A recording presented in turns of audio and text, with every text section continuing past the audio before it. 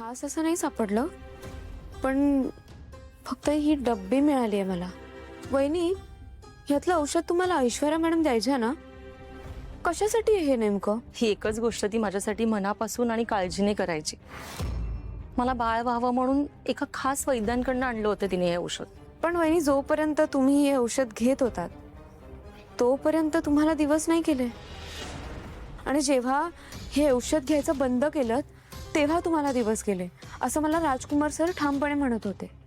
असं काही नाहीये, तेव्हा नशिबातच नव्हतं माझ्या.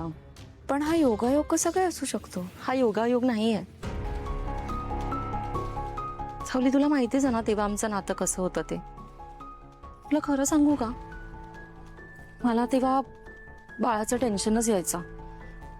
म्हणजे असा बाप असताना एक मूल जन्माला घालायची भीती वाटायची खूप. पण ते परत आले तेव्हा इतके बदलले होते की आमच्यातलं नातं सुधारलं. असं मनही तयार झालं आणि शरीराने सुद्धा साथ दिली. आणि तुला माहितीच आहे, या आयुर्वेदिक औषधांचा गुण याला वेळ लागतो. तसंच काहीतरी झालं असावं.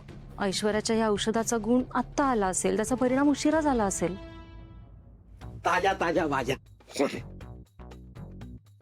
हे काय, आज पण आईच बनवणार आहेत का जेवण? आता करणार आहेत की नाहीत ते मला माहित नाही, पण त्यांनी कोणत्या भाज्या आणायच्या ना ते मला सांगितलंय. हा, ऑर्डर पाळले मी त्यांची. सावली वहिनी, तुला एक न्यूज आहे. गाण्याचं रेकॉर्डिंग रद्द झालंय, पुढे गेलंय. बरं झालं, आजचं मरण उद्यावर. आजचं मरण उद्यावर असं का बोलतेस? तुझं पॅशन आहे ना, ते आवडतं ना तुला? खूप आवडतं, पण आता जे काही चालू आहे ना ते बघता मी रेकॉर्डिंगसाठी तयार आहे की नाही हेच मला कळत नव्हतं. म्हणून हे बघ वहिनी, इतकं वर्षात तुझं जे हक्काचं असून तुला मिळालं नाही, आता ते तुला मिळालं हवं ना, ही सगळ्यांची इच्छा आहे.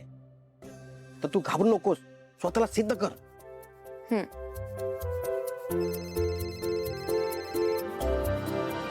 हॅलो, लगेच येते. काय ग, कुठे चाललीस? एक काम आहे बहिणी, मी तासाभरात जाऊन येते. बरं.